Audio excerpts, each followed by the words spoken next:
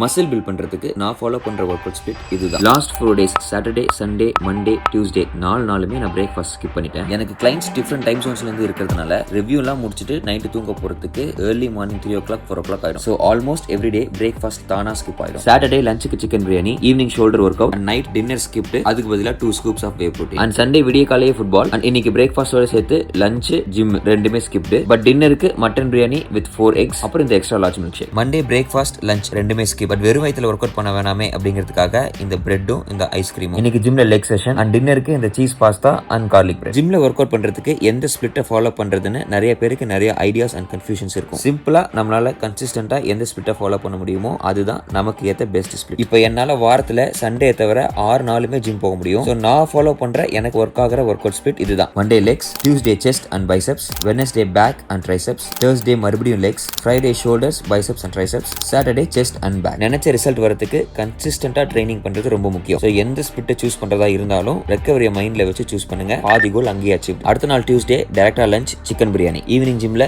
Chest and பைசெப் session, அப்புறம் ஒரு intensive pickle பால் session, டின்னருக்கு கிரில் சிக்கன், ஷவர்மா, அப்புறம் 2 குலாப் ஜாமுன். சரி, டெய்லி இவ்வளவு இன்டென்ஸா விளையாடுனா மசில் சைஸ் குறைஞ்சிருமா குறையாதா? அதை நெக்ஸ்ட் வீடியோல எக்ஸ்பிளைன் பண்றேன். நாளைக்கு பார்க்கலாம்.